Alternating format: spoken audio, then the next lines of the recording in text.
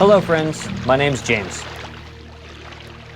And this is my 1965 Alberg 30 sloop SV Traitea. I have been slowly sailing solo around the world since leaving Los Angeles in 2021.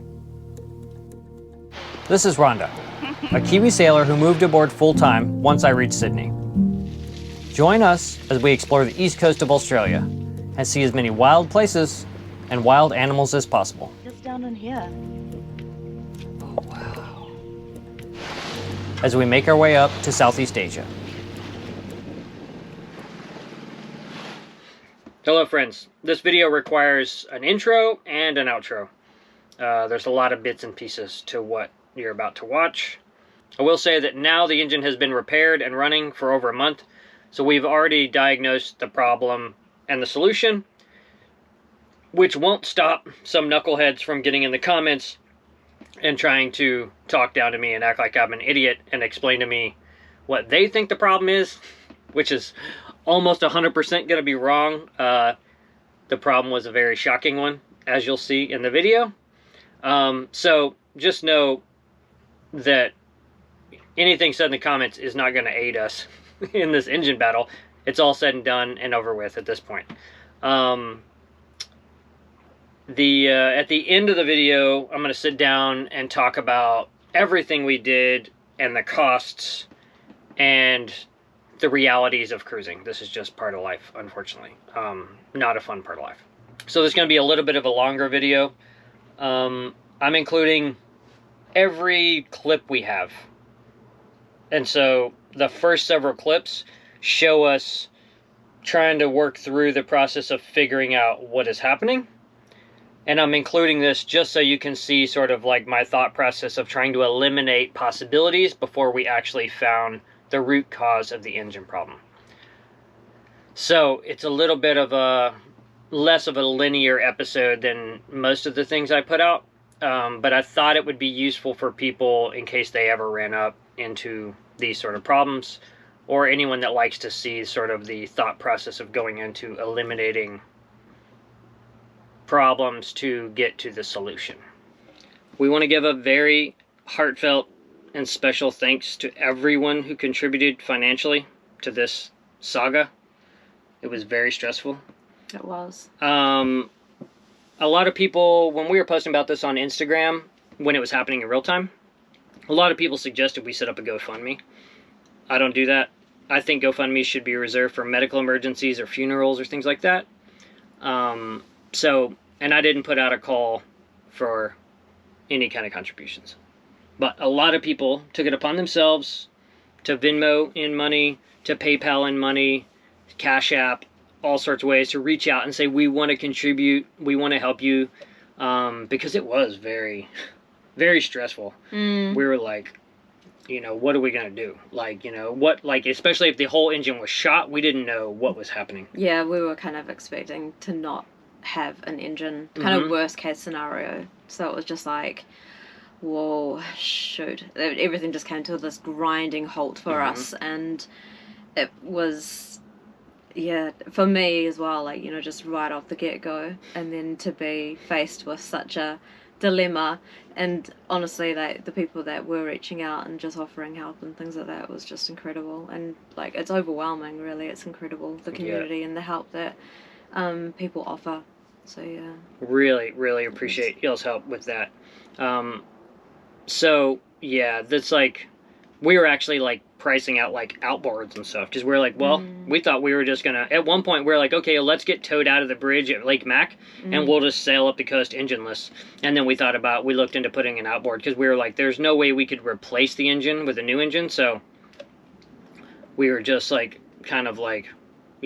fingers crossed that to find out what the final cost was. But everyone's contributions really, really eased that sort of massive burden. It took the pressure off majorly, didn't it? And helped a lot. Yeah, I mean, we had enough going on as it was, just being kind of our plans shot and having to kind of, think about what we were doing and that as well, and then having that kind of financial burden on us too was just, and in hindsight now, I'm so glad that we didn't get a tow out and didn't, with having sailed that coast to where we are now in Brisbane, it was just... It was a really hard push. Even with a working diesel, it was a really hard passage up. So. Yeah, it would have been really, really mentally exhausting doing that, I think, especially having that engine business looming as well, because that it was intense. It was a lot on your mind constantly.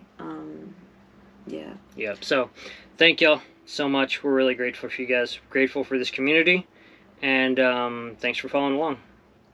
I originally bought this engine in 2017, shortly after buying Tritea.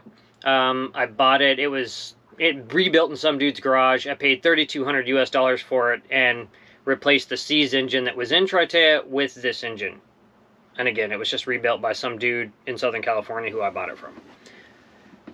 In 2022, when I was sailing across the South Pacific, water slowly siphoned its way up the exhaust port back into the engine between American Samoa and Fiji.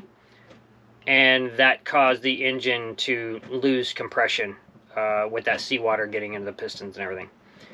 Before I left LA, I had bought like a big bronze Graco shutoff valve, and I attempted to find the correct fittings to put that as an inline shutoff in the exhaust, both in Los Angeles and in Hawaii. And due to the pandemic part shortages, it was impossible to find those fittings. So I knew that this was a possibility from like reading other people's experiences before I left, and I had attempted to sort of solve it, but didn't manage to. Once you get into the South Pacific, there are very few fittings or marine parts available, kind of until you get to New Zealand. So it was unfortunate that that happened. It's a known thing that happens.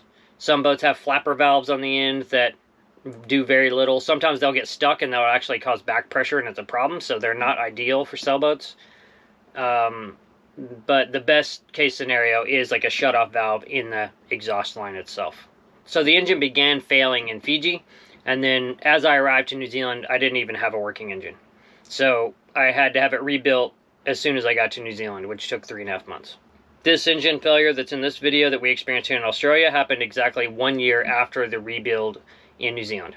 So let's get into the video clips, and then I'll talk in more detail about everything at the end of this video. Okay, so we just had like a very tense and stressful drive in the dark down the shallow channel, leaving Lake Macquarie, or however you say it. Went out the bridge at 6 a.m. in the dark, very stressful, high tidal flow. At least it was like an incoming tide. Stressful though. We picked up a ball, relaxed for a little bit, left when the sun came up, and we got, I don't know, not a far distance down the channel. Heard a very scary sound from the engine. It bogged down and died. White smoke coming out.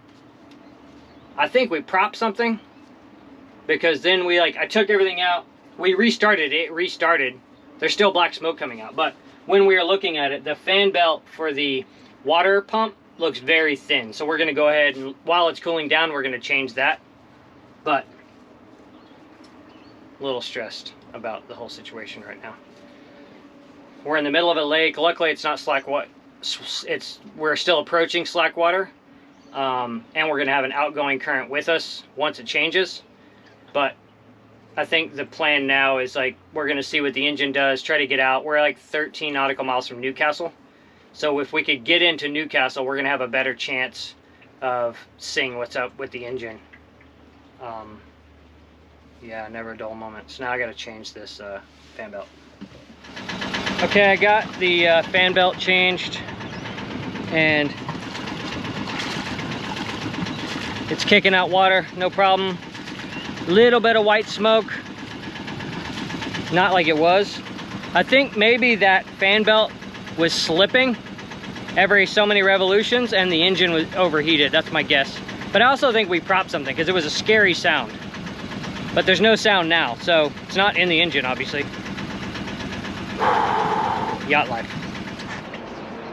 All right, so we hauled up the anchor. We ran the engine, we let it cool down a bit, ran the engine, hauled up the anchor, and it idled fine, started fine, everything. as soon as Rhonda tried to drive forward so I could pull up the anchor chain. Once we got the anchor up, she tried to drive towards the mark. It bogged down and died twice. So I just dropped the anchor again. We're in the middle of this channel. Not really in the middle.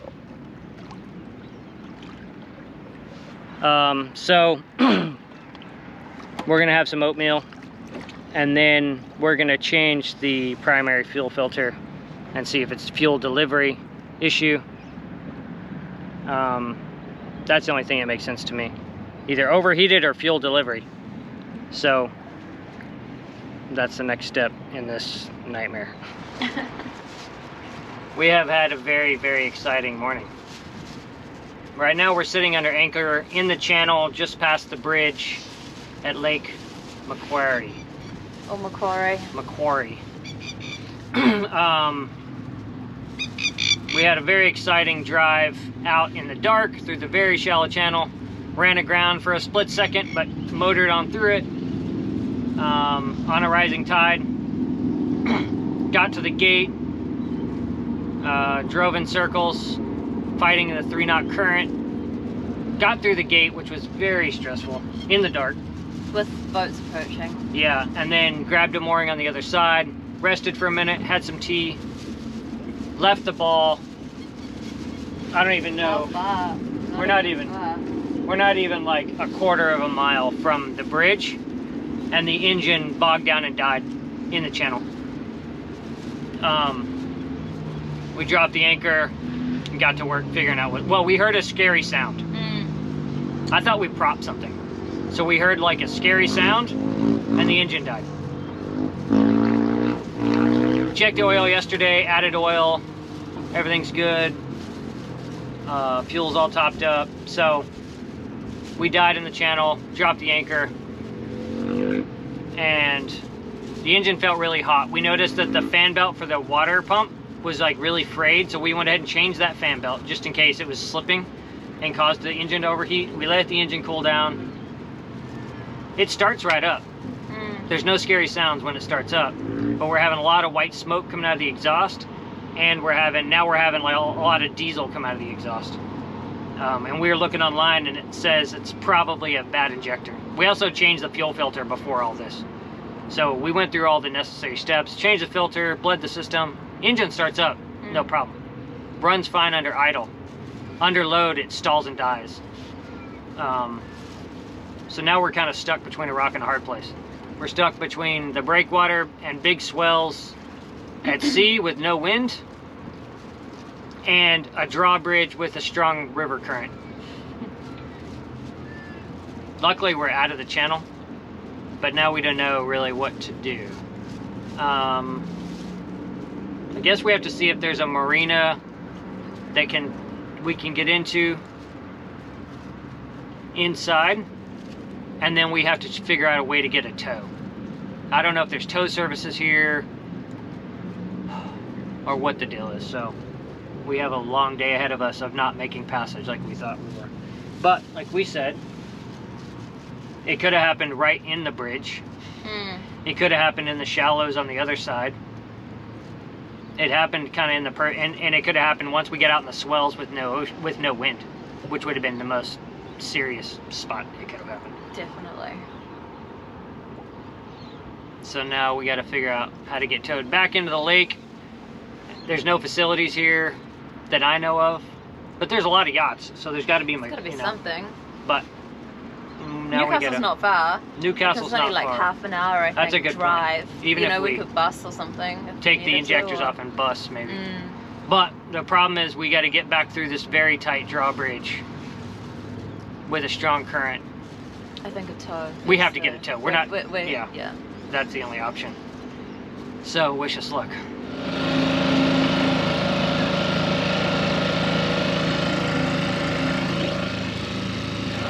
Old school. Okay, latest update. We just spoke to some kind of marine rescue service, volunteer service. 2 Dogs sent us the info to it. Thank you, 2 Dogs. Appreciate that. They're a volunteer service that accept donations. So we're going to give them mad shout outs and give them some cash as well. They're saying that they can get us through in about an hour, and they think that they can get us all the way in to the lake no problem through the channel at the tide. So we'll see. Everything's confusing right now because it's supposed to be an outgoing tide, but the current's running in, and we're watching a dude. That guy in the boat. We're watching a fishing boat drift backwards. Drifting.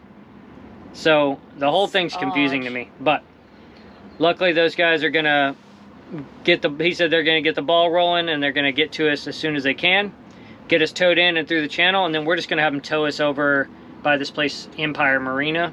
We're just gonna anchor though, because there's no reason for us to pay a mooring fee, like a marina slip fee, if we can still have access to their, you know, their mechanics and stuff. So that's the current scenario. Exciting morning.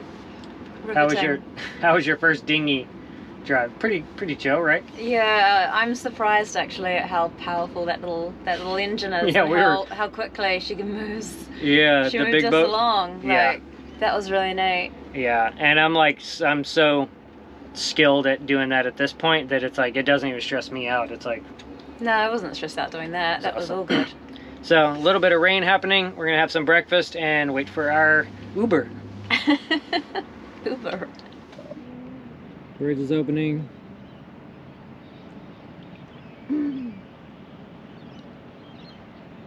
Wow, that's so cool to see. Isn't it neat? It's really neat. It's very clear. And I guess that's what the chain does in the anchor, right? It just all runs out and kind of kooky like that. I mean, look at it. It's Yeah. like... Oh, that's a heavy chain though. You gotta be quite a blow to stretch that one out. All right, here comes our ride. What a first today for me. Couple of firsts for Rhonda today. Couple of not firsts for me, unfortunately. That's okay. It's alright. I think we handled it not so badly, especially considering we had not a lot of sleep. Yeah, we'll see. They say that we can make it up this channel without running aground. We'll see. I'm These hoping boats we are can taking their see. time coming through, huh? Well, you know, safety first. There's our ride. Boom. This will be fun.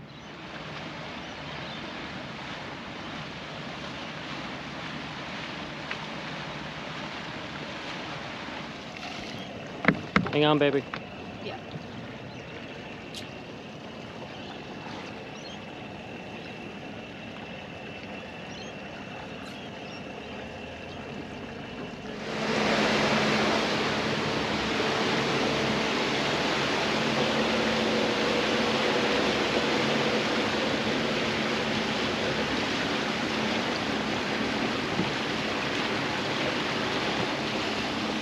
Show me.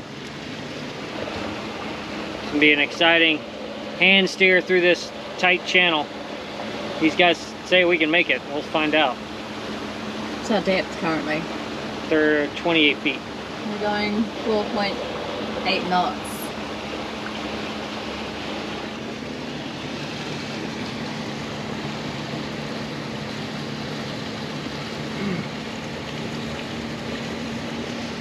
All right, we made it through all the shallows, no problem. Those dudes know the lines to draw. That's what Rhonda was pointing out, that they were driving a different route, hugging the marks specifically because they know these channels so well.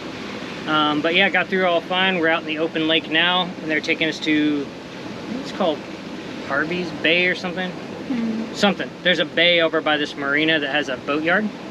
We're gonna go anchor over there, and then I'm gonna pull off the injectors and we'll go from there.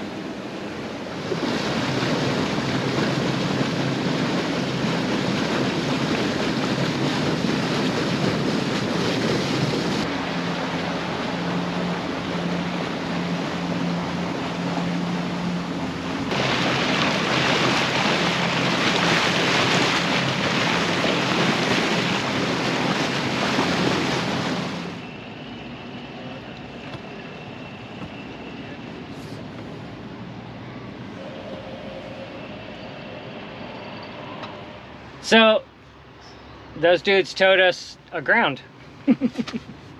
But the tide's almost out. It's only dropping 6 more inches, and then it starts to go up. We just tried to move in the dinghy, and we're aground. Just standing on the keel. It's mud. It's not a big deal. But it is funny that they towed us straight into aground. And then they're like, bye.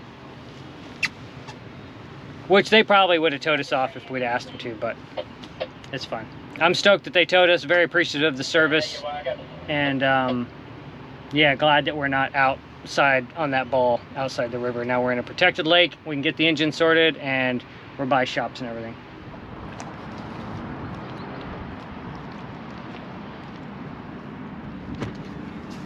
Hopefully these people sailing out here, hopefully they don't sail up to us. They're like, hey, oh, fuck.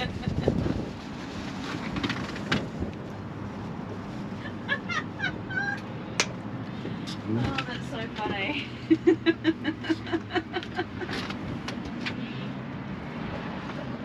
I'm attempting to sail us off of the grounding.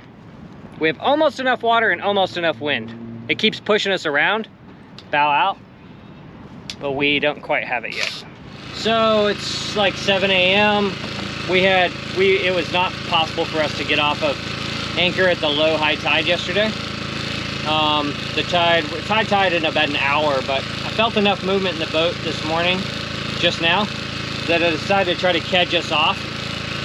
And so I did the old school trick of taking the anchor out, dropping it, and then using the windlass to drag ourselves forward, which freed us up. And now we have the dinghy on the hip and we're driving out to deeper water.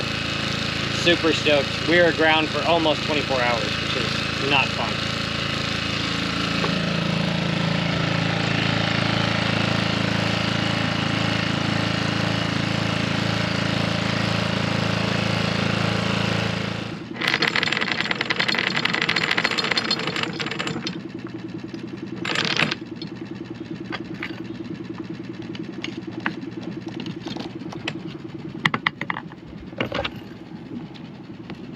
Boom, there we have it. In deeper water, super stoked to finally be floating. And yeah, well, now I'll get the engine sorted out. Good morning from Warner's Bay. Lake Macquarie or something like that. The injector soaked overnight in diesel. Now I'm gonna reinstall them. And we'll see if that freed up some gunk, if they're clogged, or if they need to be serviced or rebuilt. So time to get those put back in and get the engine fired up.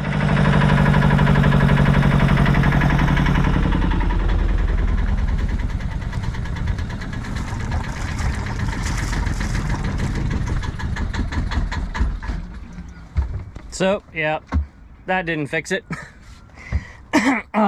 Bled the engine a ton. So it's either the injectors or the high pressure pump. I think it's the injectors. I'll pull those back off and then we'll take them to a mechanic, see about it and get them tested and serviced, and go from there. All right. We just got back from Advantage Diesel here in Warner's Bay. That's the name of the spot. Warner's Bay.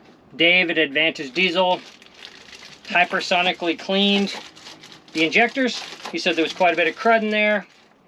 They look nice and crispy now. He gave me extra copper washers, and he showed me one mark that he's concerned about on the bottom, which you can't see. It's like you have to look really close to see it in person. He said he doesn't think it's actually a concern, but it is a concern, but he doesn't think it'll affect it. So we're gonna find out. And then, so we're gonna install them right now and test them. And then if not, he can either rebuild them for us or get us new ones. I'm leaning towards just getting new ones instead of rebuilding, because I bet the cost is pretty similar. It might be half as much to rebuild, but I'd rather just spend double and have brand new ones that we didn't have to think about. So, but right now, we're gonna reinstall them, fire up the engine, and see how it goes. At a certain point during this process, we stopped filming every day because it was like an endless start and stop. The next set of clips and photographs were taken just during our day-to-day experience, and many of them were posted on Instagram. So some of these are vertical format, but I thought I would include them because they also include important information. So, update on the engine saga, which is quite a puzzle. Yesterday we had the Injectors taken apart and sonically cleaned by Dave at Advantage Diesel. Thank you, Dave. Super awesome dude. Really appreciate it. There was a little bit of scoring on one of them that's a concern, but he said he didn't think it would affect the performance. He was unable to test it in the shop. He's like an automotive shop. I didn't have the fitting, so he couldn't test it. But sonically cleaned it, said it looked good. Said that he could also assist with a rebuild if we felt like we needed to get a rebuild, or he could help us get new ones. There's a Yanmar dealer close by. Thanks, Dave. Dave's awesome at Advantage Diesel. Brought them back last night, installed them, and it did the same thing. We bled the system a bunch, went through everything we could until it got dark, and then we said, okay, we'll stop for the night. I did some more reading online, and I saw that like smoke and unspent fuel in the exhaust could also be the result of contaminated diesel fuel. So, and before the very beginning of all this, I changed the fuel filter and all that stuff. Somebody asked me this recently, which is, they said I had mentioned it, but I don't mention the bare minimum obvious things that you do to a diesel engine to sort out a fuel problem, which is the fuel filter is the first thing you always do. So the fuel filter, we changed the fuel filter. There was no water in the separator. Everything looked fine, but I always, if I'm having a fuel issue, the first thing I do is change the filter. On my boat, on deliveries, that's like, you know, you change a filter and you bleed the engine like 6 times. So we have a new filter. We have sonically cleaned injectors, and it's still doing this really rough idle and smoke coming out of the exhaust and a slick of unburned fuel. So reading up, I was like, okay, well, maybe we have contaminated diesel fuel. So this morning I replumbed the engine to bypass everything, the filter, everything. I went straight, there's a hose going straight from the lifter pump to a jerry can of brand new diesel.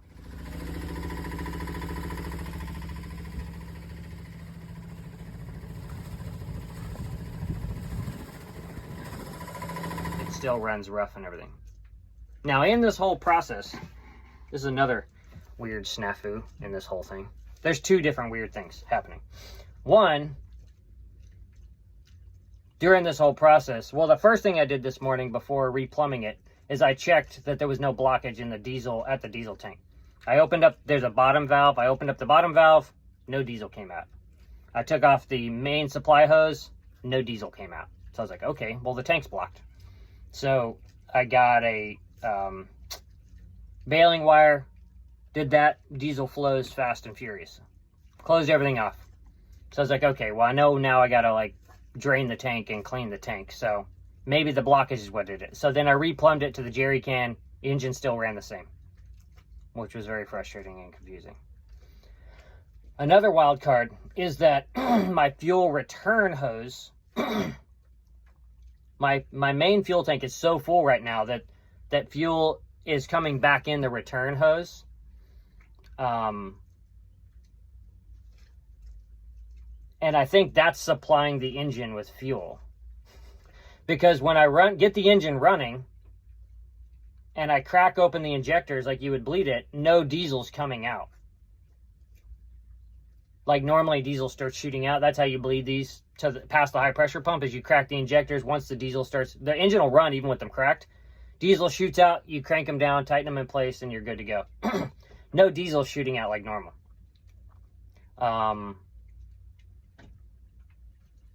I took off the hard pipes and turned over the engine, and I can see fuel shooting out of the high pressure pump. So I know it's working. Whether it's working efficiently enough to run the engine, I don't know. Maybe that's the whole problem. But the fact that there was like a weird fuel blockage, the engine would still run even though the fuel was blocked because it was receiving fuel from the overflow. There's like a billion confusing aspects to this whole nightmare.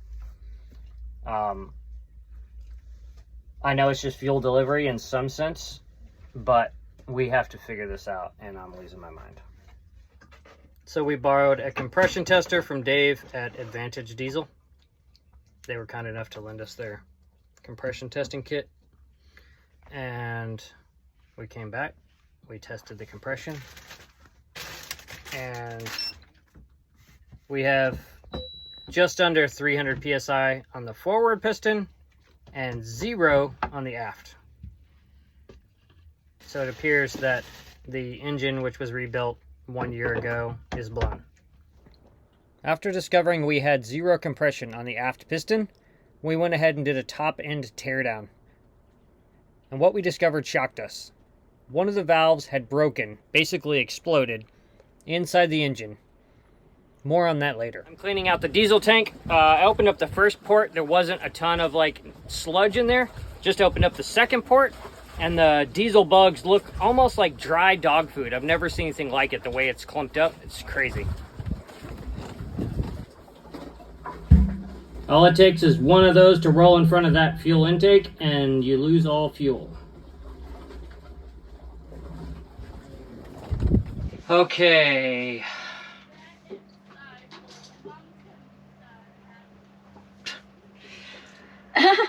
We are on a public jetty in the village of Valentine, Crowdis Bay.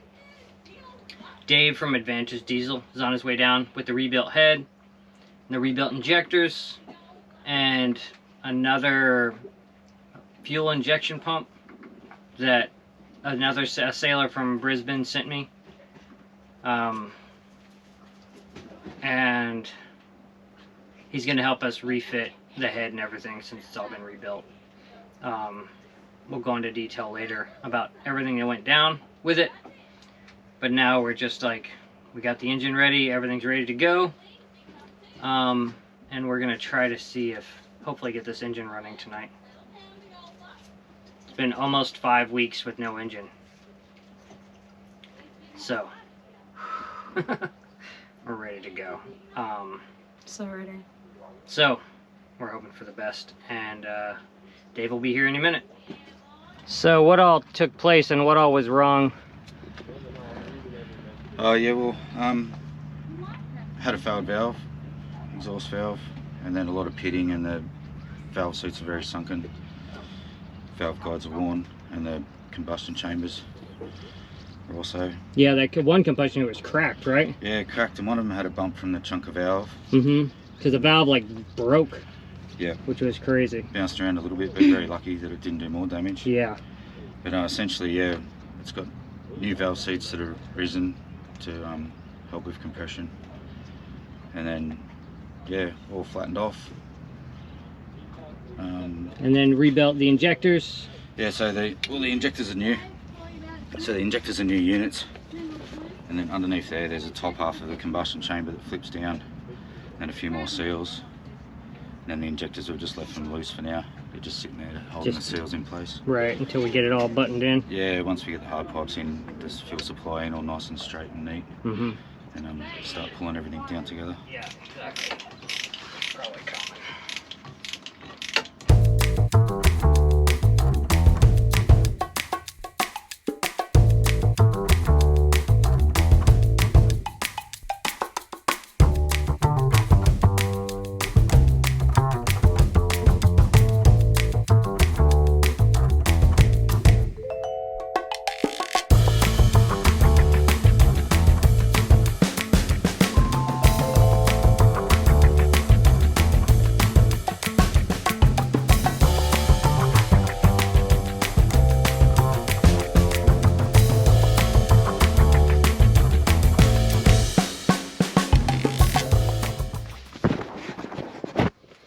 Okay, so we've got the engine all put back together.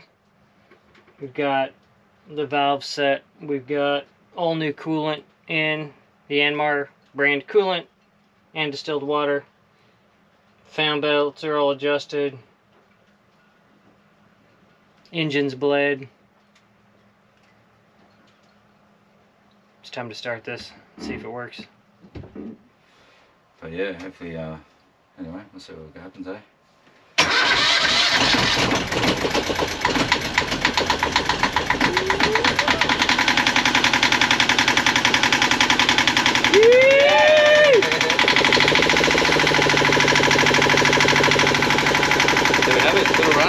Sounds so good.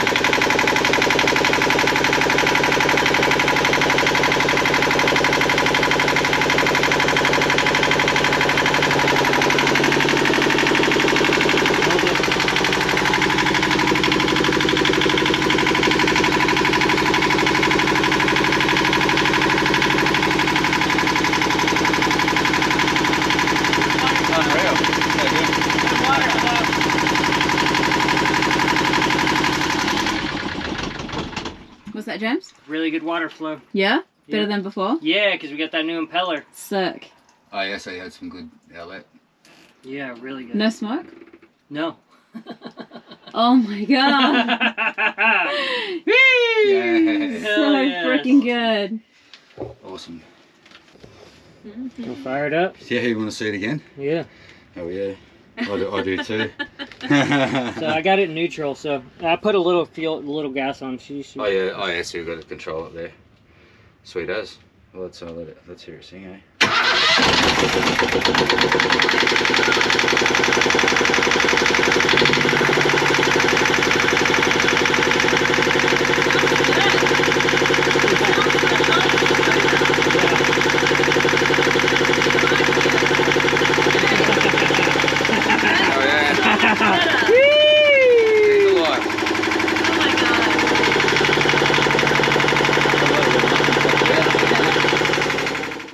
All right, Dave. So what do you think? Oh, what do I think? I think that's a bit of a Oh, you can turn the light on. yeah. Yeah. I think that's a bit of a success story. It's worth coming out after hours for. Yeah. But, no, I've been pretty keen to get it going, and yeah, pretty successful night, really. Thank you so much. You are such a lifesaver. All You've good. helped us so much. It sounded fantastic too. Yeah, unreal. Super stoked. Yeah, I can't wait for you to test it out tomorrow. Yeah, we'll send you a video for sure. It'll be unreal. Awesome. Thank you. Not too easy, mate. Always happy to help out. And hope Advantage Diesel Yeah, hope at you, Warner's Bay.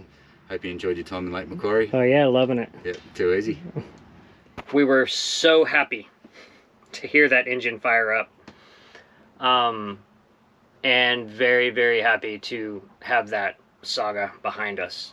I have my laptop open with some references so that I can get some of the numbers correctly and not try to remember everything. So if you see me glance over, that's what I'm doing, is reading off my laptop. It's been 1 month since the engine was rebuilt, and we have motored approximately 100 hours since then, as we pushed up the coast of New South Wales to Queensland. And so far so good with everything. The engine starts easier than she's ever started. Even when I initially installed her in 2017, she's never started so smoothly as she does now. And yeah, it's going to take us a while to rebuild our confidence. But slowly but surely we're getting back to where we feel like we can trust her. But it feels like a long road to get to that point. So the engine issue was a combination of things. The main thing that happened, as you saw in the video, was one of the valves exploded into the engine, which is very shocking and strange. When we heard the sound briefly at just past the bridge, was that piece breaking off and getting chewed up inside the cylinder. We got really lucky that it didn't do any serious damage to the piston. There was one little mark on top of the piston, but no concern with that. And but it did damage the pre-combustion chamber, which was in the head, so we ended up having to replace them. One of the shocking and upsetting things about that whole situation was once we pulled the head off and took it into Dave, it was glaringly obvious that J&B, who rebuilt the engine Opua, only replaced one set of the valves. So the valve that exploded was visually much older. Both of those, both the exhaust and the intake valves for that aft set were noticeably older than the forward set, which were new. They charged me for all new valves, and the valve guides were worn, and the dude that machined did all the seating everything for the head, he said he thinks that since those valve guides were worn, that it could have come down just slightly at an angle, and that's what broke that valve. Dave also said it could have been from overheating because or hot spots rather, because our fuel injection system needed to be replaced, so it wasn't spraying a mist, it was doing droplets. So he said that could have contributed to it as well. But the reality is Opua J&B hosed, like, ripped me off and didn't do the rebuild correctly on that part. And I feel confident saying that because they also did some shady shit to me with the starter. So when I initially went into J&B, the dude that, now he's not even at the company anymore, but one of the dudes that was one of the previous owners, I went in initially and to buy a new starter because my starter had failed from trying to start this non-combustion engine for approaching New Zealand. And I asked them to order a starter, and I knew that, like, generic starters were fairly affordable, and he was like, we only sell factory new parts, so, you know, we don't deal in generic stuff. And I was like, okay, well, I believe in paying for good quality parts. So I paid over $500 US for a starter that I was told is factory new. And then after the rebuild was done, after the, like, I don't know, 5th or 6th start, the starter exploded into my flywheel. And I was shocked that I've never seen that happen. I pulled the starter off and looked at it, and there's, like, no maker's marks on the starter or anything. So it was like a cheap Chinese knockoff that he sold me as a factory original for $500 US. And then I started looking online, and I discovered tons of reviews about these cheap Chinese starters exploding in the same way that mine did. So that was the first bit of shady business. And of course, when I went back, that dude had already left, moved back to England or whatever. They wouldn't refund my money on the starter, but they did repair my original starter, which is built like a Sherman tank, and they gave me another cheap Chinese version as a spare, but they refused to refund my money for that. Because I was like, just give me my money back if I, you know, and they wouldn't. So I know that they were shady on that other situation, so I wasn't surprised when I discovered that they had only replaced half the valves, but charged me for the full valves, which is really unfortunate. And, like, normally, if I wasn't a cruising sailor, I always do all my own work because it's really hard to find mechanics that you can trust. We lucked out meeting Dave at Warner's Bay. He's a sweet dude, honest dude. He could have charged us out the ass on labor, and he did not. Like, it easily should have been an extra $1,000 US for what he did, because he came out after hours and he did all the work in shop after hours, so that he wouldn't have to charge us for his dudes. Like, he was like a guardian angel. That dude really did us a solid. So not all mechanics are sketch, but it is very hard to find a mechanic that you can trust, in my experience. Both with cars and motorcycles and boats and whatever. So yeah, like, originally I would have rebuilt the engine had I had my own shop and the ability to transport it to a machinist to get the pistons bored out and stuff. I would have just done all the work myself, because that's how you guarantee that it's going to be done right. And I could have rebuilt the engine myself, but in the cockpit, no. You know, doesn't make any sense. In the cockpit in a foreign country, when you don't have all the tools and everything, it makes more sense to, like, pay professionals with a big shop to do that sort of stuff. So that's what I did in Opua, and now a year later I'm paying the price, paying double almost. I'll talk about the numbers at the end of this little video clip. But so that's what really took place, was the valve exploded as a result of them doing shady business practices in New Zealand.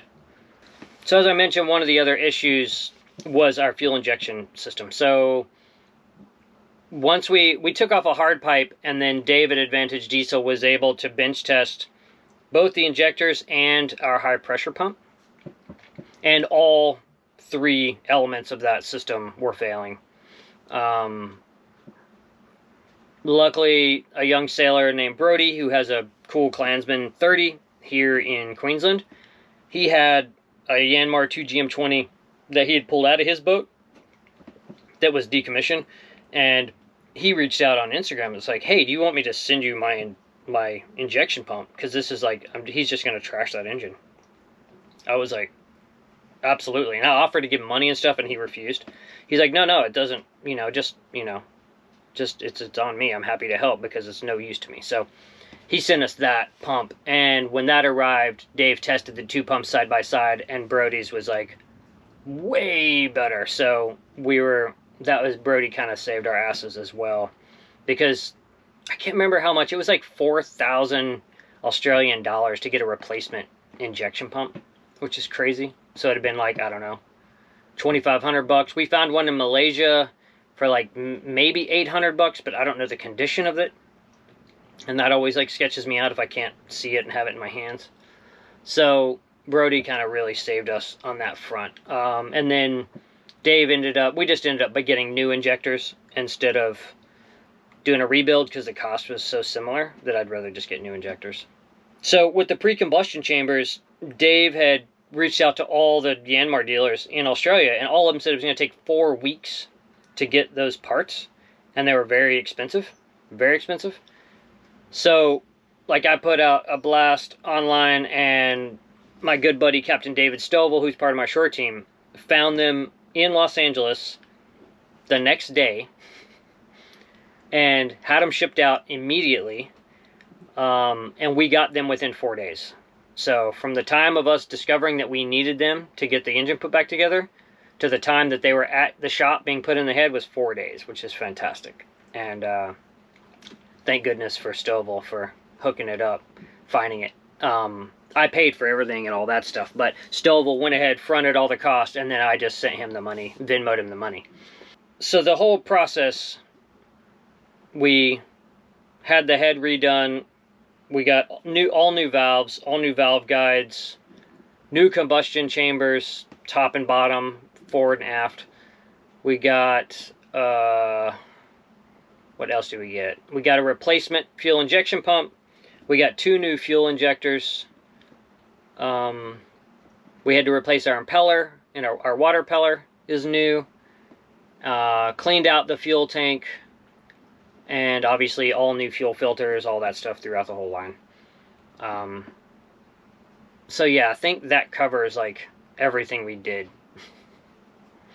in the whole process. And like I said, we put 100 hours on it since then. Changed the oil twice since then, just like keeping an eye on it. And everything's going good so far. Okay, let's talk about the costs of this whole thing. The original engine cost me, I think, $3,200 US for the rebuilt engine in Southern California 2017. The rebuild cost me $3,200 US a year ago in New Zealand. And then this whole kit and caboodle, $1,700 was the cost for all the parts and labor of the whole top end rebuild. And then an additional $700 for the pre-combustion chambers and the cost of shipping to get them to Australia. That was $2,400 was this top end rebuild. And aside from the monetary aspect, it cost us 5 weeks of cruising. So we were stuck in Lake Macquarie for 5 weeks, getting all this sorted out. And that's a really big deal when you have a sailing season that is determined by the seasons, and you have a lot of miles to cover. With cruising, weather determines everything, and the change of the seasons determines when and where you can go. So you have to be at certain places at certain times of the year. Otherwise, you could get stuck in a place for 6 to 8 months. So that was like pretty stressful, knowing that we had lost 5 weeks. And that being said, I am so glad that we didn't end up trying to go to Tasmania, because this thing would have blown up at some point, and it probably would have blown up in the wilds of Tasmania and then put us really far from where we need to be this year. So in hindsight, it was such a blessing that we weren't able to visit Tasmania. It just like makes me nauseous to think about us being that far down south and having everything blow up. Like, it couldn't have happened at a better spot in Lake Mac. So, but the cost of like losing time is a very real thing. Now, a lot of people, when I was posting about this on Instagram, and there would be people that say the same thing on here, I'm sure. They're like, why didn't you just replace the whole engine with a new one? It seems stupid to keep pumping money into that thing. Well, I don't have $15,000 to put into a new Beta Marine engine, which is what I would replace it with if I replaced it. You can't just because it makes more sense doesn't mean you have the finances to actually do that. So It's not that simple. And when you're cruising full-time on a sailboat, like, your finances are finite and you run kind of a tight budget, and taking on $15,000 of debt, say we put it on a credit card or something, is a terrible idea, because that's how people end up having to, like, put their boat away, fly back to their home country and get a day job and try to pay down that debt. So the idea is, like, you don't stack up a bunch of debt that you're not going to be able to realistically pay down. You just make things work the way you can make them work. And that's exactly what we did. Because $2,400 on this top-end rebuild is a lot cheaper and manageable than $15,000 for a new engine. So that's the reason. I mean, obviously, if I was, like, super wealthy and had tons of money, I would have just been like, yeah, let's just throw a new Beta Marine in. I'd hired a bunch of people, do all the work, and I would have, went and got a motel and, like, put on a string bikini and just enjoyed my time. But that's not a reality for our life, so we did not do that. Now, another thing people are going to ask is, why don't I go electric? Personally, I would never, ever have an electric motor on a cruising boat. For the places I want to go and the type of cruising I want to do, it's wholly unrealistic.